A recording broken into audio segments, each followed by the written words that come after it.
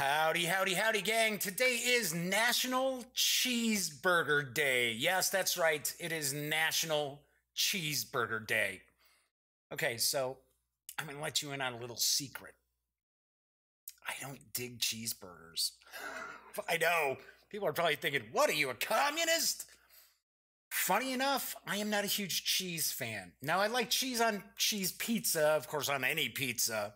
And I like it on nachos and things like that, but I am not a huge cheese fan. Sometimes I'll have American cheese on a sub, but other than that, I don't like it on my hamburgers. I like my burger with some tomato, some nice raw onion, maybe some red onion. Yeah, like that.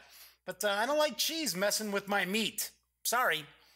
I don't know. Maybe you're a big fan of cheeseburgers. Maybe it's your favorite thing. Maybe you're like Wimpy and you'll gladly pay me Tuesday. Or is it Thursday? Maybe it's Thursday. Gladly pay you No, it's gladly pay you Tuesday for a cheeseburger today, isn't it? I think so. Anyway, regardless of if you're like Wimpy or if you're like me, the Daily Dope is in the air.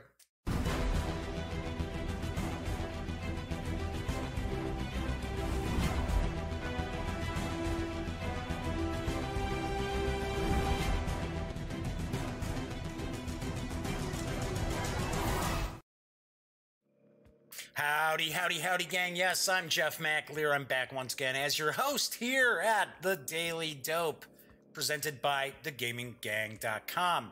Welcome aboard. Today is Tuesday, September 18th.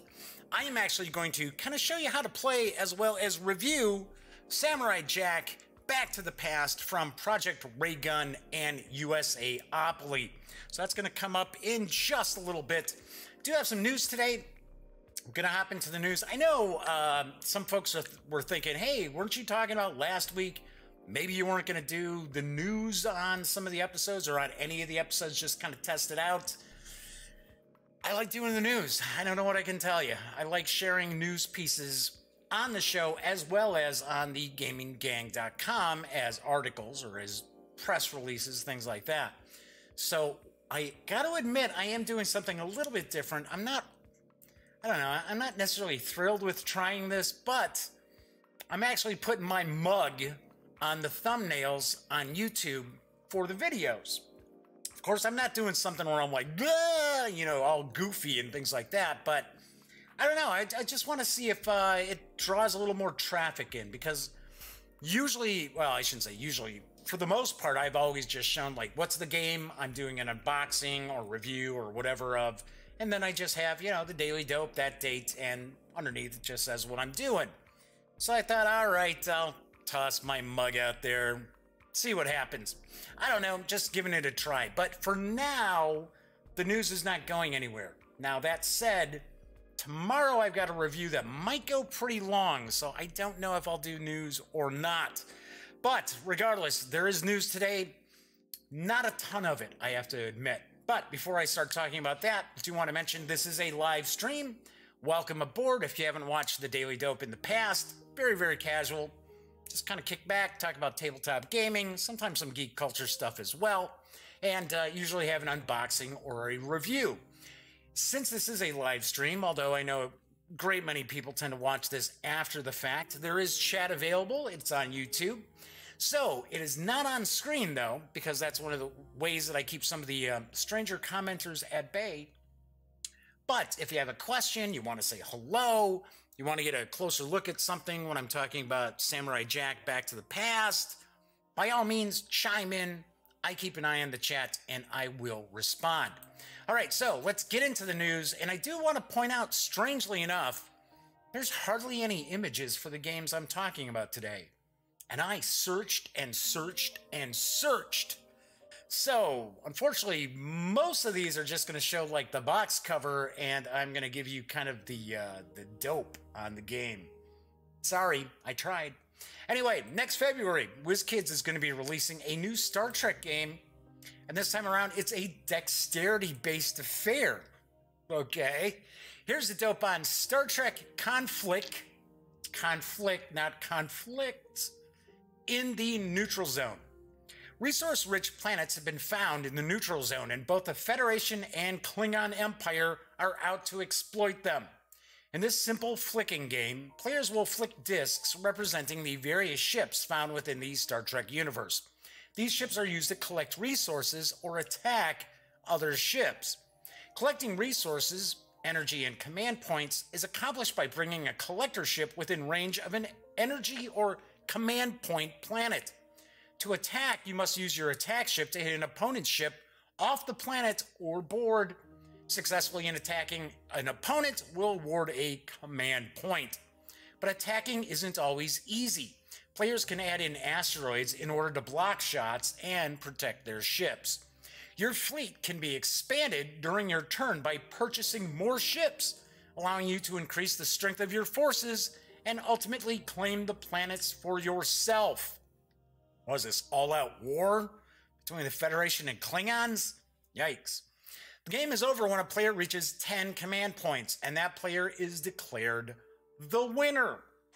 Star Trek Conflict in the neutral zone is for 2 to 4 players, ages 14 and up, plays in about 20 minutes, and it will carry an MSRP of $39.99 when it arrives next February. Might be one of the reasons why we don't have really some images to share about this game. So, I have to say, sounds kind of odd, right? Kind of dexterity-based Star Trek game. But it is designed by Mike Elliott. And Mike Elliott is a pretty good game designer. So that's something that's in this game's favor. Plus, I have to admit that SEAL Team Flicks, now I have not played it, but I have seen quite a bit of it. I gotta say, it looks pretty interesting. It's not just your typical kind of dexterity game. So it's not like Chronicle or Chronicle, depending on how you pronounce it. So this might be something to take a peek at come February. Do want to say, Tasty Minstrel Games has a seemingly fun family game that's on the horizon, and I've got the dope on Ghosts of the Moor. Guide your intrepid explorers through the cursed swamp, collecting treasure and avoiding obstacles. What about the ghosts? Every turn in Ghosts of the Moor, you move one of your explorer pawns forward. If you leave a space containing a tile and no other explorer, you must pick up that tile, which is good if it's a treasure and not good if it's a ghost. If you leave a space that contains no tile, you must discard a tile instead. When moving to a space with no tile, if you have a wooden plank, you may place that down where you land. Oh, you can place that down where you land to bridge the gap across that obstacle. Once all explorers have escaped the swamp, players score points for collecting sets of treasure and for reaching the end early. Players lose points for ghosts they've picked up along the way. Yes, because you're being tormented by all these ghosts. The player with the most points wins. Ghosts of the Moor is for 2 to 5 players, ages 8 and up, plays in 20 to 30 minutes, and will carry an MSRP of $24.99. That's a pretty friendly price when it arrives in Q4 this year. I gotta admit, I don't think I've ever played a Tiny Minstrel game. I don't believe so. I'm almost positive I have not. Strangely enough, I don't know why. But this sounds kind of fun. I like tile laying games. They're super easy to teach. I taught a bunch of people just, was it about 3 weeks ago, at kind of a gaming party night.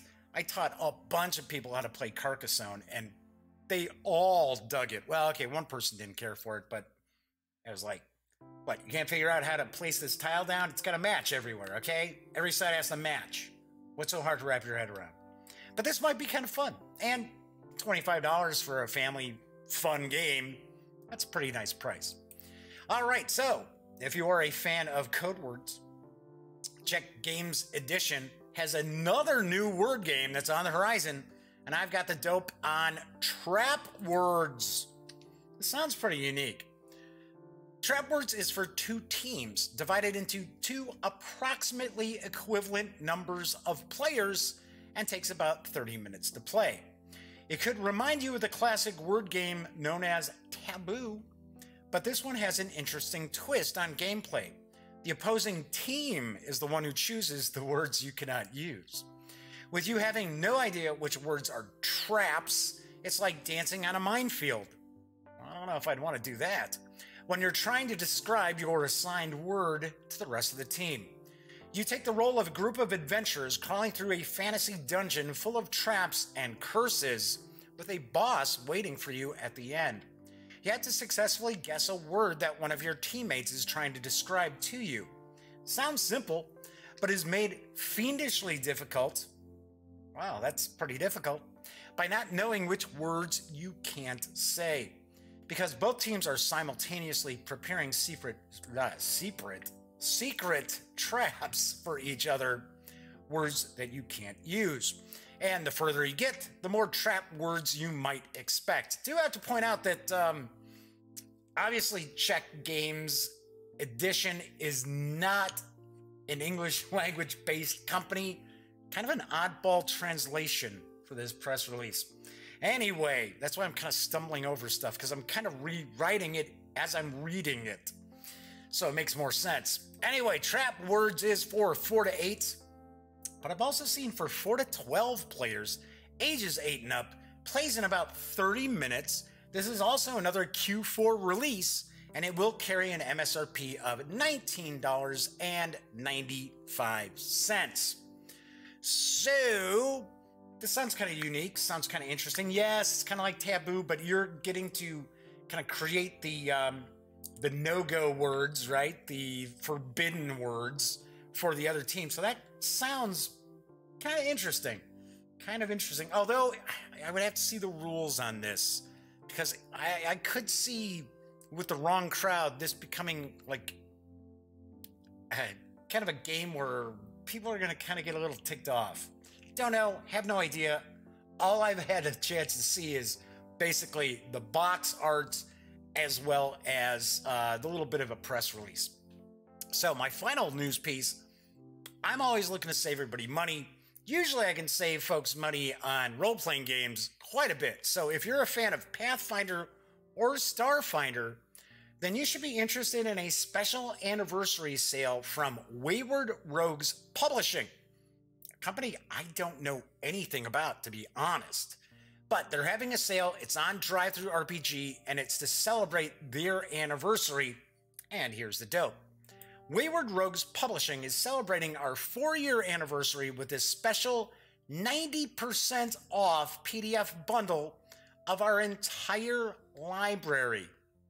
That's right, this sale will last for the duration of September.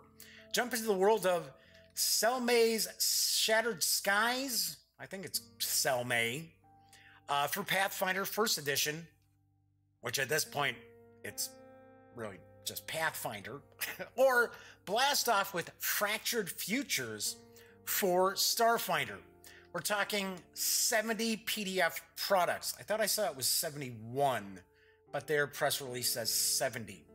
You're going to get over $190 worth of PDFs for only $19.99. This special sale is a way to thank all of our fans for their years of support for our Shattered Skies. As I did mention, the sale does last through the rest of September, so don't wait and go score yourself some huge savings while you can. Got to admit, their artwork is pretty sweet on the covers. I was taking a peek. It is almost all Pathfinder and Starfinder. I did see, I think there was one 5th edition adventure.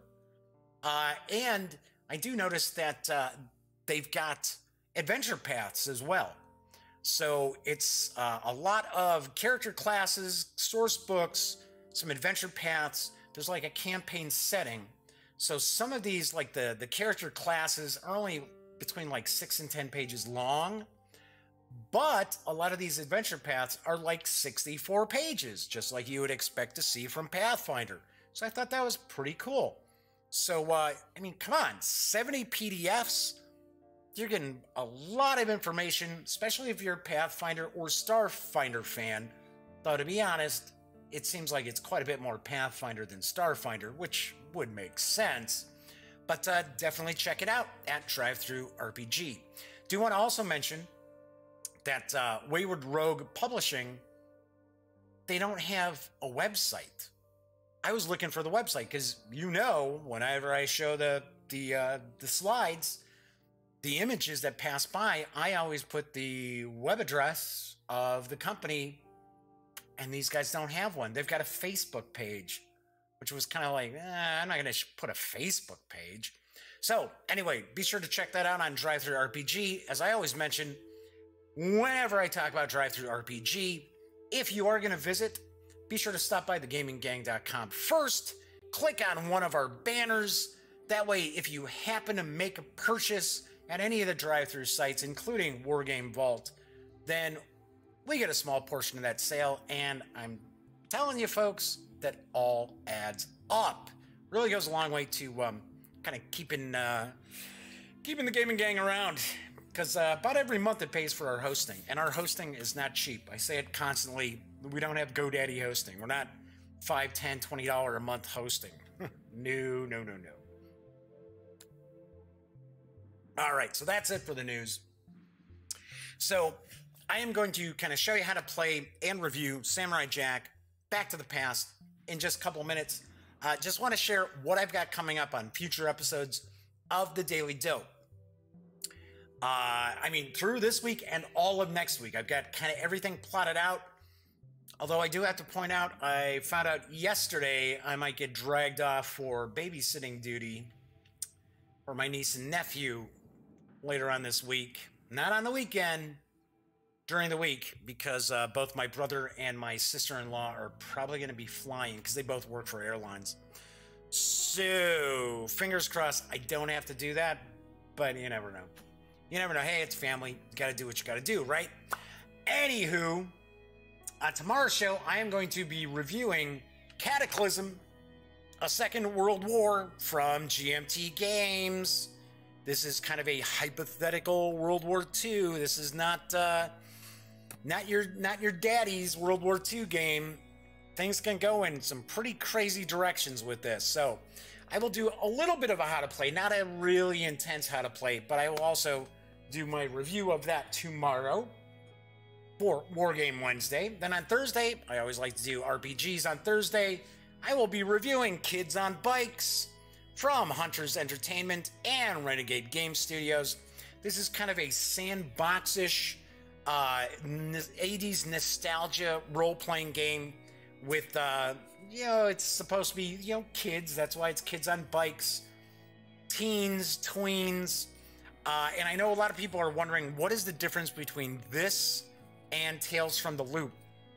And I will talk about that, because I reviewed Tales from the Loop from Free League. Thought it was great. Speaking of Tales from the Loop, and I just got this news right before I was going to start going live. There's a sequel to Tales from the Loop. I'm trying to think. It's something from the lake. It's just hitting Kickstarter today. I think it launched today. And of course, I saw the news too late, and I was like, okay, well, I'll tackle that maybe on tomorrow's show. Or if I'm not doing news tomorrow, on Thursday's show. So, on Friday, I will be reviewing Tiny Epic Zombies, woohoo, from Gameland Games. Good stuff. I know I'm cheating by giving that away. So, it's all reviews this week, so pretty wild. Not too shabby. Now, next week, a little more unboxings, a little bit of reviews. Next week, I am going to unbox on Monday Warhammer Doomseeker. This is from Games Workshop and Ninja Division. It's a card game where each of the players is a Doomseeker, one of those dwarven warriors who are out there like seeking their death. So that I'm going to take a look at on Monday. On Tuesday, we're going to take a first look at Cthulhu Tales. Yes, I've had this for a bit. From Cubicle 7 Entertainment. Did want to get this out there and share it. The artwork looks stunning. You're not really getting much of an idea from the back of the box, but I have seen some of the artwork up close. Pretty cool looking art. So on Wednesday, it's not traditional war game, but it is kind of a conflict. It's a 4X game. I will be reviewing Master of the Galaxy from Ares Games. Yes, this was their big Gen Con release. Have gotten it to the table enough time, so I'm going to review that. So I'm not giving anything away with that. Then next Thursday, like I said, I've got everything planned out here. I'm going to review Outbreak Undead. This is another title this is the second edition.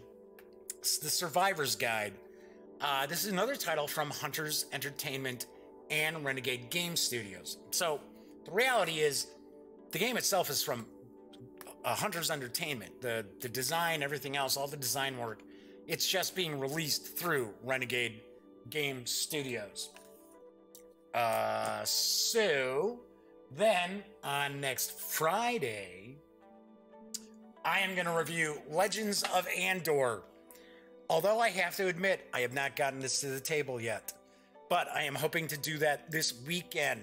Get enough plays in to do a review. So that will be, fingers crossed, a week from Friday, I'll be reviewing that. If not, as a backup, I still got to get another play of this in too, but I will, Noria, my review of Noria from Stronghold Games is on the horizon. I keep trying to get, I've only played it once, and I got to be honest, I don't think we had a really great grasp on the rules.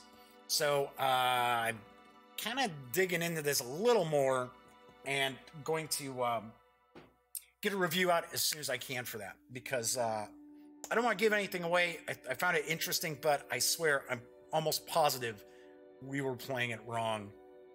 And that does happen. And that's one of the reasons why when I do reviews, I play a game 3 times. Normally, actually the game I'm reviewing today, I only played it twice. Got to be honest. But then again, it's not a game that's super hard to wrap your head around. But normally I'll play a game 3 times because it's not unusual to have something wrong and be playing a game and be like, I don't get it.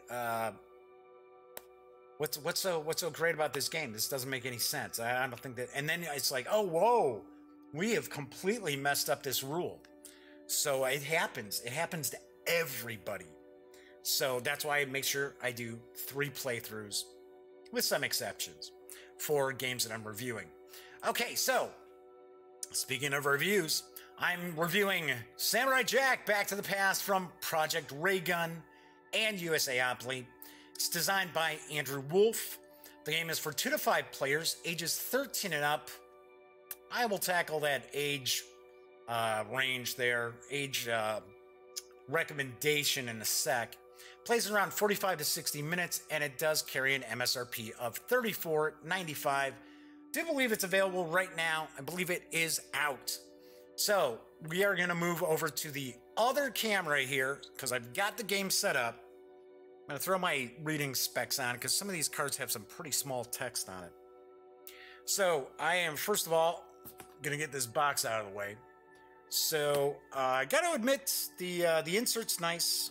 I like the insert that they did for the game. All the minis, everything else, fits nicely into the box. So what I'm going to do is we are going to kind of take a little tour. I'm going to show off some of the components here and take it from there. So first off, we've got the game set up. I've got it set up for 3 players. So first thing I'm going to mention is I'm not familiar with Samurai Jack. I think I've seen a couple of episodes of the show in my lifetime. So this game is actually based on the 5th and final season of Samurai Jack. So I don't really know much about any of these characters. I don't know about the villain, really. So I honestly don't think that my lack of knowledge of Samurai Jack really comes into play when I'm talking about the gameplay, what I think of the game. I'm sure people who are big fans of Samurai Jack are going to get more out of this title than I did, but I don't know. I honestly don't know. But big selling point for this game are the miniatures. Although they're called movers in this game, I thought that was kind of odd. They call them movers. So I did an unboxing for Samurai Jack Back to the Past not too long ago. So if you want to really get some detailed looks at at this. You can check that out. So I've got this set up for 3 players. So this is the big baddie, Aku. This, obviously enough, is Jack. This is Max. Max right there. This is Aku's daughter, Ashi. This is Sir Rothschild, who I swear I think must be related to Mr. Peabody. I don't know, not sure. So we got him. We got a couple other characters that I'm not utilizing. We got the Scotsman. So he's the Scotsman there. Scotsman. So I'm not using him. And then we've got the Monkey Man. So we got the Monkey Man. So the sculpts are pretty cool. They are pre-painted. They're not super detailed, but then again, the art style from the animated series is fairly basic too. So, you know, some people might be like, oh, there's not a whole lot of detail on those. Well, look at the comic, or I should look at the cartoon. It's kind of that way too. One thing I will mention, the Ashi miniature, because it's so slim, her ankles are really thin. It's crooked. It got bent. I mean, and it was bent when I opened this up. I did not bend this. And of course, try to straighten it out, and right away it goes right back. So, unfortunately, that's kind of a bummer. But for the most part, the minis are, or I should say, movers, are pretty cool. So we have the board set up. So basically, what this is Jack is being tormented by not only his past, but Aku, who I believe is a demon. And the players are trying to assist Jack. So they're trying to defeat villains as well as trying to protect Jack from his inner demons as well as the torments of Aku. So to do that, each of the player characters are trying to assist Jack. So they're trying to actually travel with Jack. But that's sometimes a little easier said than done. So, taking a look at the different characters that we've got, each of the players will get, and it's, as I mentioned, it's for 2 to 5. And with the 2-player game, there's actually an option. I shouldn't say an option. If you're playing 2 players, you actually pick one of the other heroes at random. And they actually kind of, you don't actually play them. They're just kind of randomized just for a 3rd character in the game. Because even though all the players are trying to help Jack, this is not a cooperative game. And yes, Pinky's chiming in because the kitties are downstairs with me today in the Duct Tape Studios. And of course, Smokey's sacked out. Smokey likes to come down when I'm getting ready to do the show and getting everything set up. And she'll lay on my lap. And then once I'm getting ready to start the show, she kind of knows it. And she heads off to her little bed and starts sacking out. So Pinky, on the other hand, just kind of roams around. She'll never jump on my lap, don't worry. You will never see that cat. But we do hear her. Anyway, so each of the players, I should say, are going to get a character card. And it's going to just kind of give them, like, Monkey Man is a member of the White Ape Tribe. Doesn't necessarily mean anything to me. But, and then we'll see here, we've got these little icons. So we've got these little icons. So we've got weapons, skill, and then allies. So that's what those different symbols mean. So for an example, well, we're not even using Monkey Man or the Scotsman. Let's get rid of them. Put them off to the side real quick. So let's say, for an example, Max. Max is leader of Andromeda. He's got bravery, robots, robot samurai. So skill, allies, weapon. Sir Rothschild is a canine archaeologist. Freedom, canine archaeologist, and mining robot. So even though it tells you what these are, it's just basically saying, okay, so that's the weapon. Now, the thing is, he does not possess these. He does not have these. These are cards that you'll find that are for him. Just like Ashi has Love, Giant Bird, and Kusaring. Yeah, I can't even pronounce that. It's Kusarigama. Kusarigama. is her weapon. So we've got the 3 player cards, really don't do anything. They're just showing artwork, showing you the turn order. Now, one thing they do indicate, which it would have been nice if it actually showed it on the card. You have to actually kind of figure this out by the color and the backing. Each of these characters have like a home zone, and I'll explain what that is in just a moment. But it would have been nice if it had said, you know, city, ruin, desert, so on and so forth on the card somewhere. It does not. Not on the back, nor on the front. So, but there is a turn order on each of these, so it's kind of like your little player aid. One thing I will point out, the rules here, I mean, I don't know what the deal is doing this. I mean, I can see if you've got like 4 pages of rules, yeah, okay, it makes sense to just do a little fold out. But this is kind of silly how this is. You're kind of flipping it all over the place. I mean, the rules are, I wouldn't say they're the most intuitive rules around, but they're, I mean, they make sense. They do make sense. But like I said, it's kind of weird. They should have just done 8 pages and put a staple in the middle of it. Made it a whole lot easier than, instead of having to sit there and like open this out at the table and be trying to look at stuff. Anyway, so do want to point that out. So this board here is going to have our support cards. It's going to show the sanity meter for Jack, which is going to move up. If it ever gets to the end, the game's over, everybody loses. Like I said, this really isn't a cooperative game, but everybody's trying to help Jack. But what they're looking to be is like, they're looking to be like his most important ally. And I'll explain how that kind of works. So we've got support cards. These support cards are going to be utilized to tackle the villains.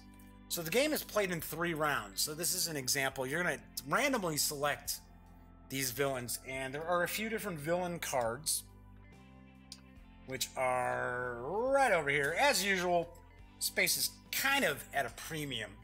So you've got 6 different villain cards, and you're going to randomly select one to start off the first round. So I randomly selected Beetle Drones.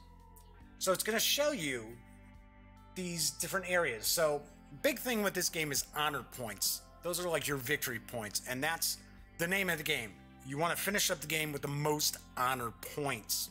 And there are different ways to score honor points. The biggest way to score honor points is by actually defeating these villains. So if your character gets to the end of this path that I've made with these hexes, these tiles, if they have support cards that match, that they can discard, they'll actually score these honor points. So that is one of the villains. And then, of course, in the 3rd round, you're going to randomly select one of the 3 cards for Aku to defeat Aku. Now, in the rules, it doesn't necessarily say if you can't defeat Aku, the game is over. Really, the whole premise is to not let Jack's sanity reach this point, because then he becomes broken and he's given into the torments of Aku. So it's kind of funny how it's sort of like different artwork where it's like, and he's like, and he's like, bah! So kind of funny. It's basically just different cards, different support icons you need to be able to discard. Speaking of support, so I'm going to grab a couple of these. So for an example, this is a weapon. This is Jack's Gita. This is a skill. So it just says skill. But as you see, it shows Monkey Man there. This does not show any character. Here we've got another weapon, spear. Here we got the Robo Samurai, which it shows Max. So these are Max's weapons that Max gets to use. So if Max ends up getting this card, the player who has Max, if they end up with this card in their hand and they discard it, when they fight the villain, they will get an additional 2 honor points. So it's very possible that you could have a few of your own cards and score bonus honor points.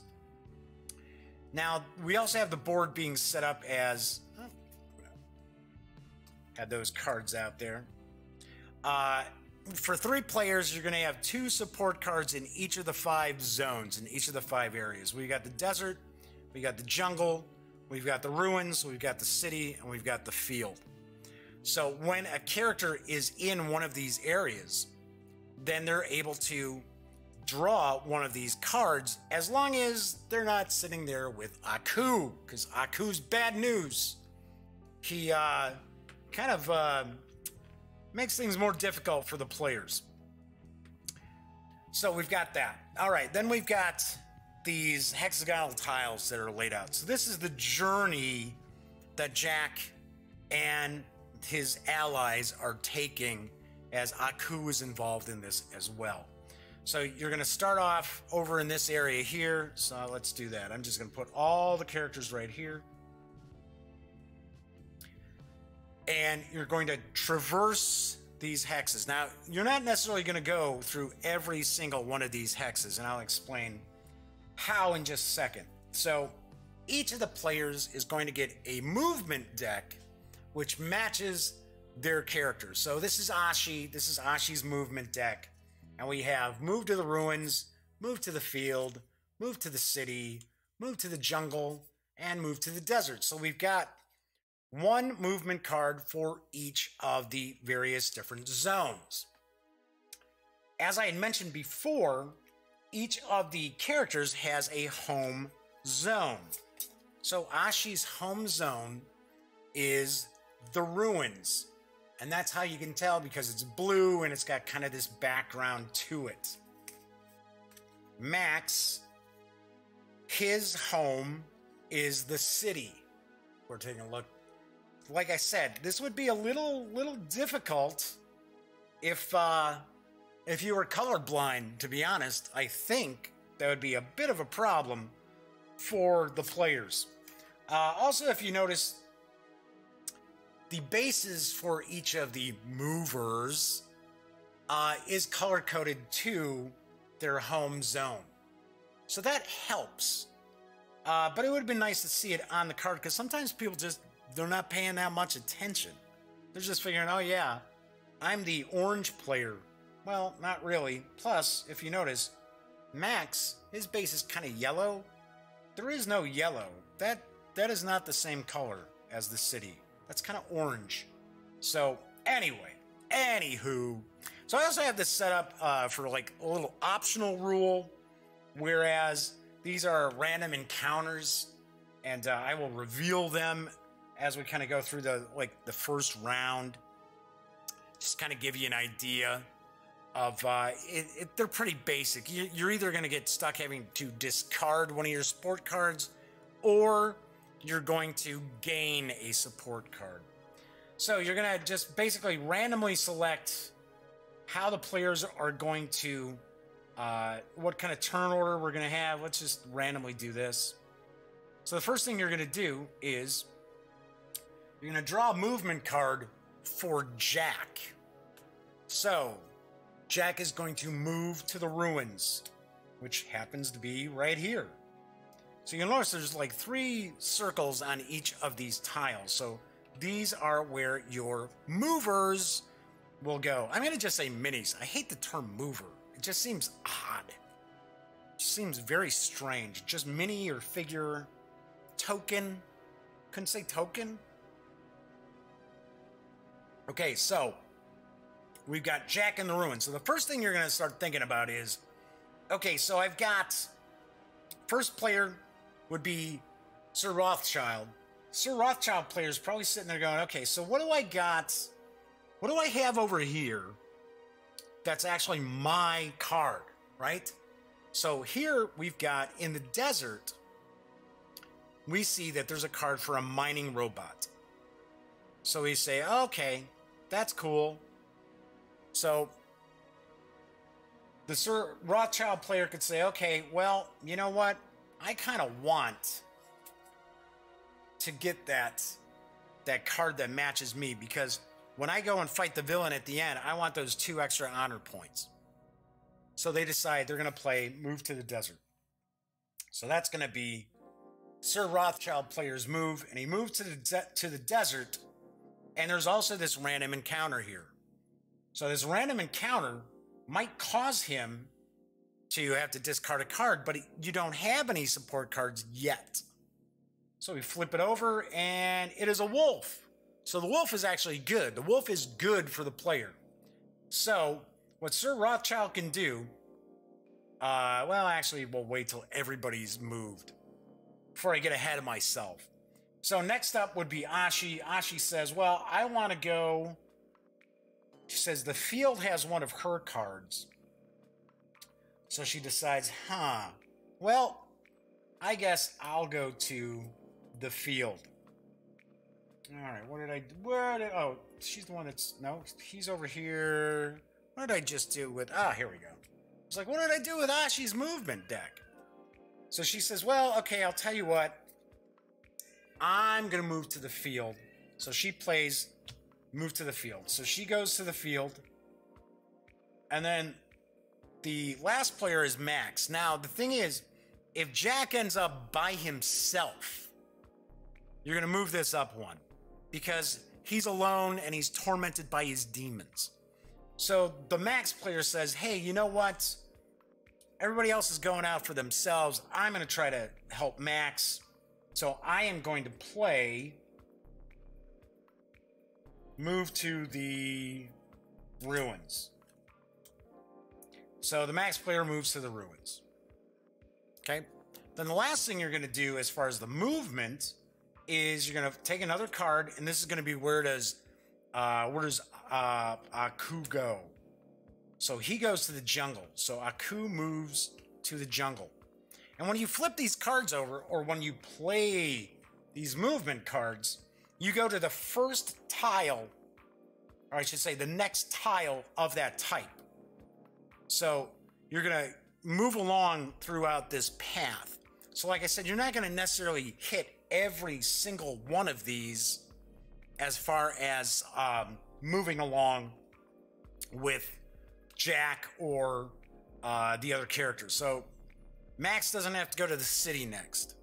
But the thing is, when a character plays one of these movement cards, they can't play that movement card again, that type of movement card, until either they go to their home zone. So with Max, his home zone is a city. So if he moved to the city on the next turn, he could actually get his ruins card back. If Ashi goes to the ruins, she could get her move to the field back. And of course, if Sir Rothschild goes to another desert, which he can't, he's already in a desert, he would get his card back. So for an example, in this respect here, we would actually, because he's in the desert already, he would get his movement card back. Didn't really see that in the rules, but that's how we kind of played it. Was you're not going to be going to the next desert because he already used the desert card. So that means he would never get that card back.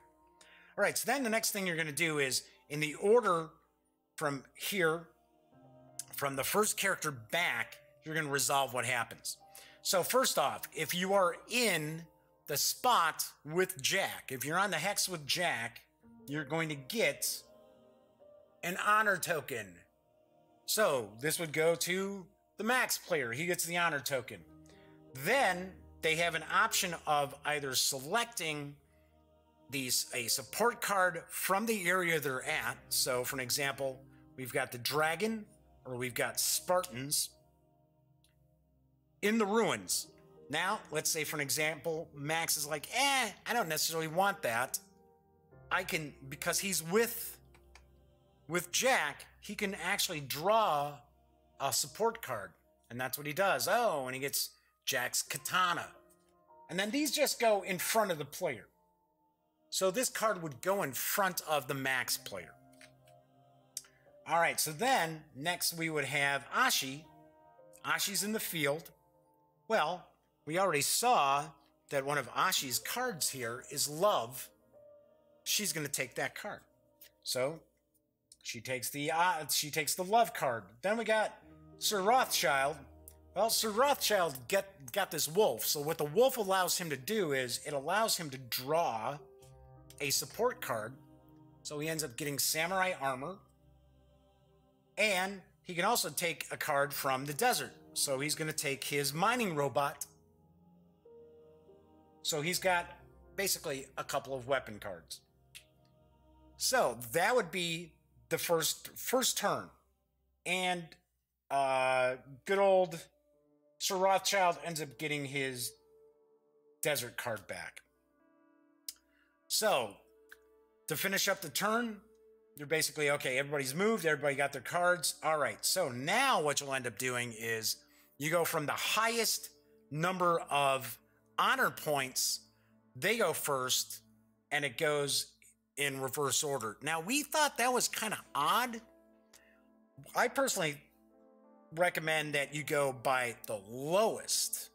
You go by the lowest as far as going first, because then it gives you a little bit of a catch-up mechanic. Because the thing is, as Jack's moving along, other players are going to like take advantage of going and moving with Jack, going to the same location as Jack. And that way, if you're already behind in honor points, you're never going to catch up. So I believe in the rules that the rules stated that it goes in highest order, which just didn't make sense to me. Okay, so basically we're looking at Max has 1 honor point, Ashi has none, and Sir Rothschild has none. So Sir Rothschild's going to go first because he's the furthest back.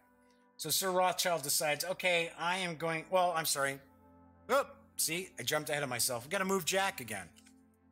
So Jack moves to the city. Boom, there we go. So Jack just moved over there. Then we've got Sir Rothschild. Sir Rothschild says, oh, okay, well, Jack's in the city. I'm going to move to the city.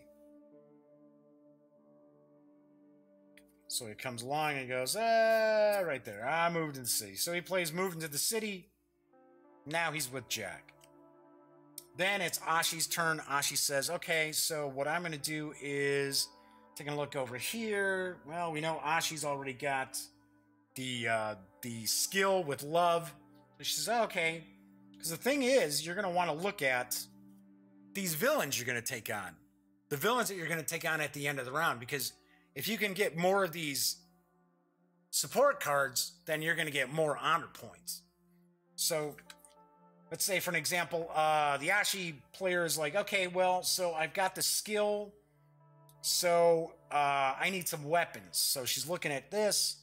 Well, she goes to, we've got weapons in the jungle. We've got weapons in, well, that's it. The only other weapon left is in the jungle. So looking at this, it's like, uh-oh.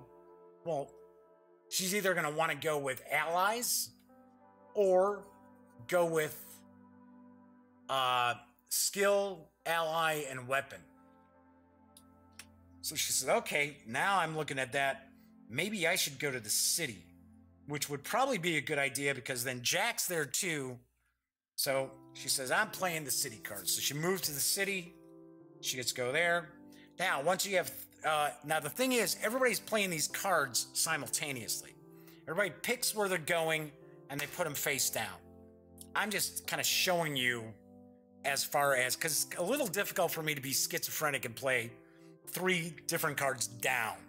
But keep in mind, other players don't know where you're going. So once this would fill up like this, then you're kind of out of luck. So let's say, for an example, if the person who has Max played the city, then Max is basically going to have to go to the first available spot from an adjacent area. So you could move to the jungle, just like that. So, of course, it's like, oh, no, but Aku is here. Well, no, Aku's going to move. So Aku's going to flip his card, and Aku moves to the field. So luckily, so far as we're playing, Aku hasn't been able to mess with anybody yet. So as far as this would go now, because Max is the furthest ahead, Max will get to go first. Max, because he's not with Jack, he can only select a card that is from his zone that he's in. So in the jungle, and Max has already got, what did Max have? Max has Jack's katana. So Max has a weapon. So Max decides, okay, I've got a weapon. I'm actually going to take an ally. So he's going to get the Scotsman's daughters. So that's what he ends up taking here. So he's got that. Then we go back to, now we've got Sir Rothschild. He's in the city with Jack. So he's going to get an honor point because he's with Jack. So he gets an honor point for him. And he can either take one of the cards from the city or he can draw from the support deck. So he's sitting there and he says, okay, well, I got a mining robot and I've got the samurai armor. So he's got two weapons. He's thinking, okay, so these beetle drones, I just need to get a skill and I should be good. So he's like, okay, well, I'm in the city. These are both skills. I think I'll take restraint. So he gets the honor point and he gets a restraint. Then it's finally Ashi's turn. Ashi's like, okay, so she's in the city. She's with Jack. She's like, okay, well, I already have a skill card, but I'm going to need another skill card if I'm going to go for the 8 honor points with this villain. So she says, okay, I'm going to take friendship. So she's got love and friendship. So she's got 2 of the skills. Once this is cleared out of cards, you do not restock it, I should say, until the next round. So that's something important to keep in mind. So if characters end up on the city tile here or on the city tile here, they are not going to have an opportunity to draw any cards unless Jack happens to be with them. All right, so that's the second turn. Jack still got everybody together with him. And we would move on to the next turn. And then this is going to be the last turn. And then I'm going to kind of show you how this works. So Jack's going to move to the desert. So Jack moves all the way over here because that's the next desert. So he's there. Yeah, I moved Ashi, or Aku, I should say. Aku went to the field. So Jack goes to the desert. So all the other players now we're looking at, everybody's pretty much tied as far as their honor points. Everybody's got 1 at the moment. So let's say, okay, Ashi gets to go first. Ashi decides, all right, well, she still has a desert card because she's used the field and the city. So she's going to play her move to the desert. Let's say, for an example, everybody decides they're going to play move to the desert because everybody still has that desert card. So what it would be is Ashi would move there. Sir Rothschild would move here, and Max would have to move either to the city or to the ruins. So he decides, well, he's going to go to the ruins. Let's say they all played that desert card because it's all stacked up. And then, of course, now we're going to see where does Aku move. So just as an example, let's say Aku got moved to the ruins. So Aku would move there. So what would happen now? Once again, we've got Ashi's going first. She's going to get an honor point because she's with Jack. So she gets another honor point. And then she says, okay, so I got the desert. The desert is a bow and arrow. It's another weapon. Yeah, I'm going to take that because I'm going to need that if I'm going for the big 8 honor points. So she gets that. So she's got love, friendship, and a bow and arrow. Then we've got Sir Rothschild. Sir Rothschild gets another victory point. Honor point. So he gets that. Now, there's no cards left in the desert, but he's with Jack. So he gets to actually draw one. And it's a weapon. It's a creature leg. So that's going with his other goodies. And then we go to Max. Well, now Max gets kind of screwed because Aku is here. So if Aku is here, then the player does not get to draw a card. They're basically out of luck. They don't get to draw a card because Aku is with them. So, yeah, it kind of stinks, but that's kind of the way it goes. So eventually what's going to happen is everybody's going to move along till they get to the end. So they're going to end up with the villain. And just for the heck of it, I'm going to just throw a couple of random cards for each of the players. Oops. Just for the heck of it. Just to say that, yeah, they were able to earn these as they went. So we've got, for an example, we've got, let's say Ashi was first. So once you're past this point and you play a move card,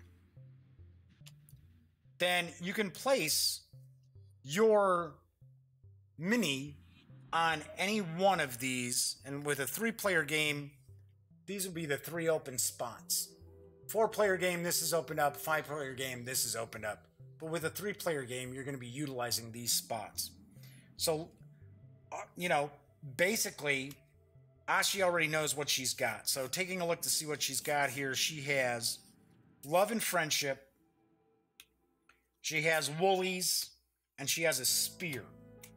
So she could conceivably go and place her mini on the 8 value. Now, the cards she's discarding, one of them belongs to her. The Love. The Love card belongs to her. So when she uses this, discarding it, she's going to get a bonus 2 honor points. So she ends up getting, let me grab one, a big old 10 honor points. So this would go with her stack. So the next player, let's say the next player is Max. And Max has, I'm not even going to try to pronounce that. He's got Canine Archaeologists, Scotsman's Daughters, and Jack's Katana. So taking a look here, he's got a couple of these. So what he can do here is he can play the 2 allies. Now, one of the funny things is, some players, because as I mentioned, this is not a co-op game. Everybody's trying to help Jack, but you're all kind of trying to outdo each other.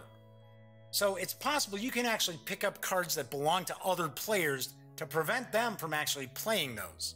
So then Max player would be saying, yeah, okay, so I'm going to play the Canine.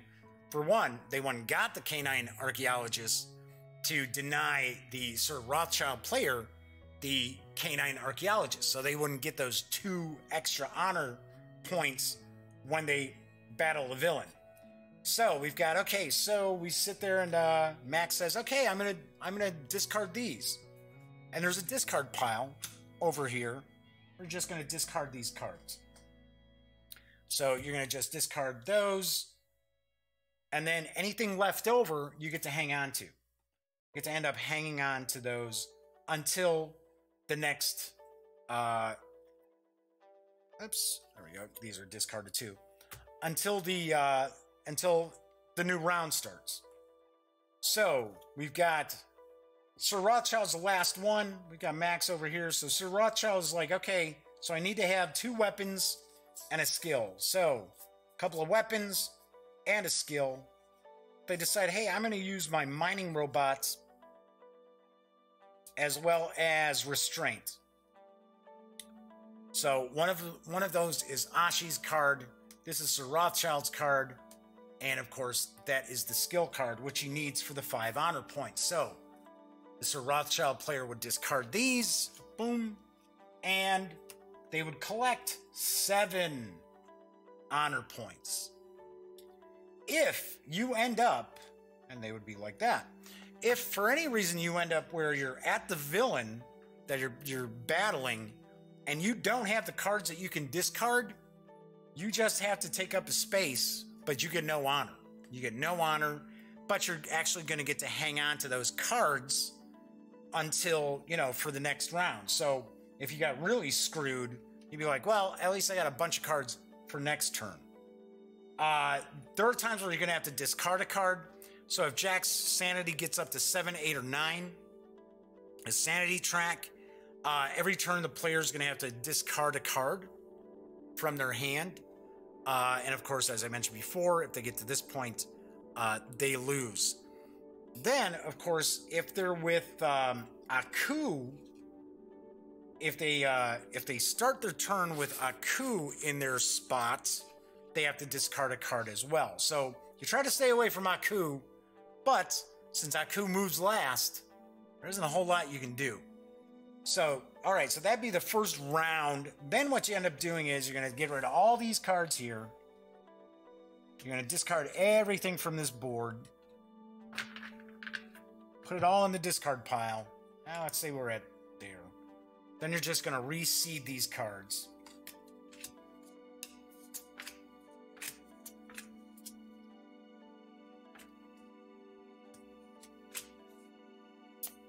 Just like so. You only reshuffle this deck when you run out. And then, strangely enough, you are now going to rebuild the path, which I thought was a little bit odd, that you're going to pick all these up again. And if we look at the backs of these, we have 3 different images on these. So we got 3 different sets. So we got Jack like that.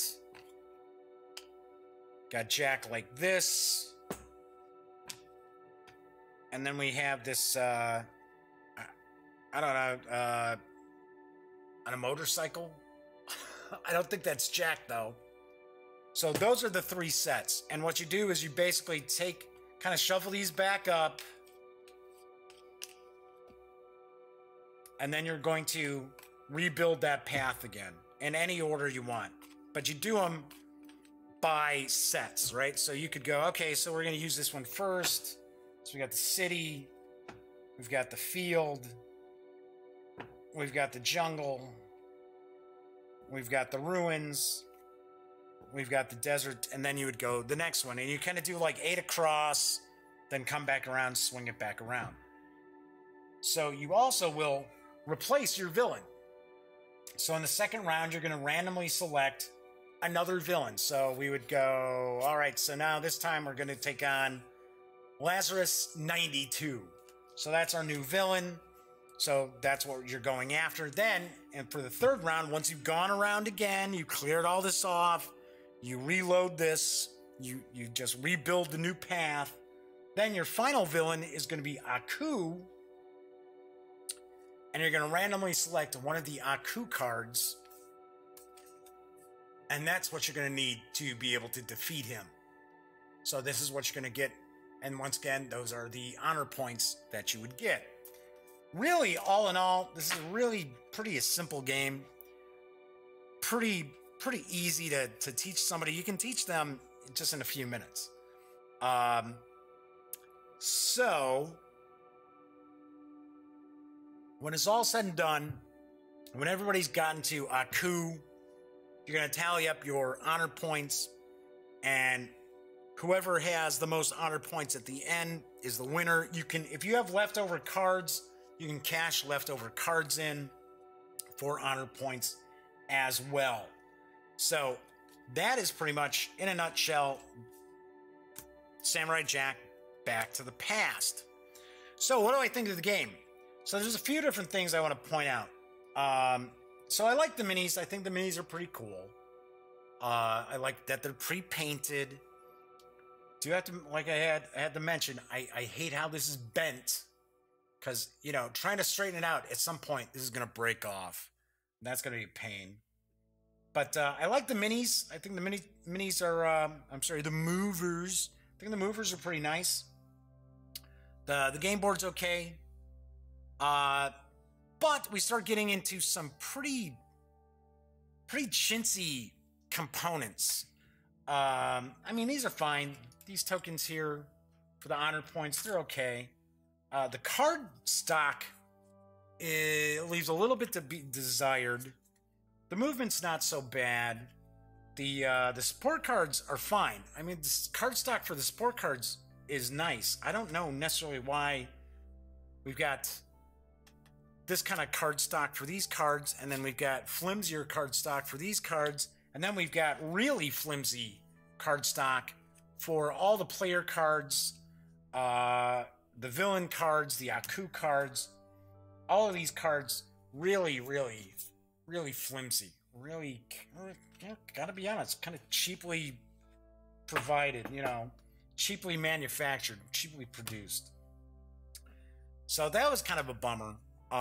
These tiles, it's weird too, because every time you pick up these tiles, you can feel like the backing is gonna come off at some point. This stuff is not gonna hold up to a lot of play. Yeah, it's just really weird. You can already see like some of this is kind of coming apart, and we haven't played this a whole lot. Same thing with these cards here. Where was I think it's the Yaku card. Yeah, we got stuff kind of, and it's not like we're bashing the components around, but we haven't played this game much, and you can already see it's a little. Probably not going to be picking it up, but you already see there's chipping along the sides here, and it's like, really? Seriously?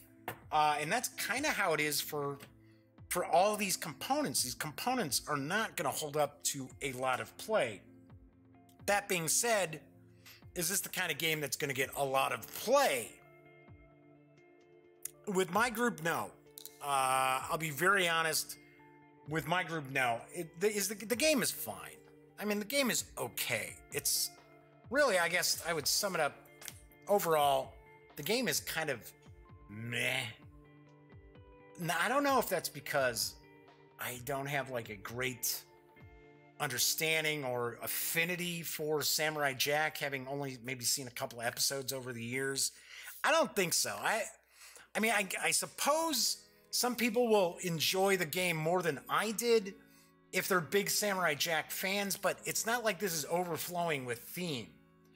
It's, you know, to me, it's just simply naming something doesn't make it thematic, right? So like Jack's Samurai or Ashi's Love or things like that. To me, that doesn't necessarily make it thematic. It's just Jack moves around, you kind of move around with Jack, or sometimes if you're really looking to try to get a card that belongs to you or maybe belongs to somebody else, and you're trying to make sure that they don't get those extra honor points, so you go to a different spot other than Jack, you know, fine, it's okay, you know, but like I said, there's a lot of stuff in here, like, you know, the Scotsman and Sir Rothschild. I have no understanding of who these characters are in that, but the game itself doesn't provide any insight either. So big fans of Samurai Jack might like the game because it's got the little minis, the little figures, but all in all, I don't think being a huge fan of Samurai Jack is really going to affect your enjoyment of the game that much either. The game's not bad, don't get me wrong, it's not bad. It's just not something that really jumps out at you, right? It's, yeah, we had fun, and we kind of played around with the different movement cards and try to kind of screw your neighbor a little bit. But I don't know. There's not like a lot of depth, a lot of strategy or anything like that. You're just kind of trying to collect the cards that you know you're going to need to be able to defeat the villains. If you can, you try to get cards that belong to you, because you're going to get the extra honor points. Kind of hang out with Jack to kind of protect him from going insane. Plus, you get an extra honor point for hanging out with Jack. But then, sometimes you gotta weigh, well, do I want to go hang out with Jack because the cards are all gone for that zone? You know, like the city or the ruins, the desert, things like that. But, like I said, it's not a broken game. It's just kind of an uninspired game. It's kind of a ho-hum, meh sort of game. Not broken. There's nothing mechanically broken about the game. It's not like you sit there and you're like, nobody can win this, or this is all messed up. No, mechanically the game's fine. Like I said, it just this was sort of a, you know, ho-hum experience. Had a little bit of fun, but most of the fun was us busting each other's chops as opposed to the gameplay itself. And it also doesn't help that some of the components are really cheaply manufactured, which this is what I thought was a little strange. Now, I don't know if this is more because of its being Project Raygun released through USAopoly, because I think Project Raygun is kind of an imprint of USAopoly.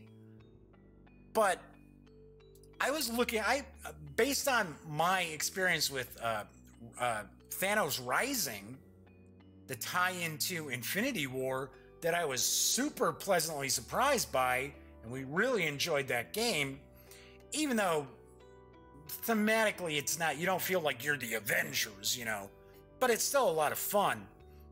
I thought this was going to be a better game, and I don't know if it's because Project Raygun did the design work on it or what, but I found I was disappointed. So, wrapping things up on a scale of 1 to 10, simply because the game's not broken, it's just not very thrilling, I give Samurai Jack Back to the Past a 6 out of 10. Like I said, kind of like, you know, like I said, it's not a bad game, it's not a great game. I don't know if I'd really say it's a good game. And the component quality, some of it leaves a bit to be desired. All right, so that is it for today's show. As always, I like to mention, when you're not watching videos on the Gaming Gang channel, be sure to visit thegaminggang.com for all the latest in gaming news, reviews, comics, movies, TV. Come on, you know the drill by now. Get your geek on at thegaminggang.com. Tomorrow I will be reviewing Cataclysm, a Second World War from GMT Games for my War Game Wednesday. So, until then, enjoy the rest of your Tuesday. As always, I'm Jeff McAleer, and thank you very much for watching.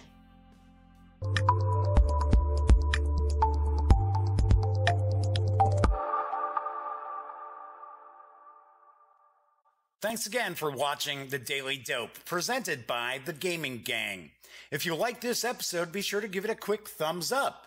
And if you dig the channel, please subscribe. If you'd like to check out our previous episode, click right here.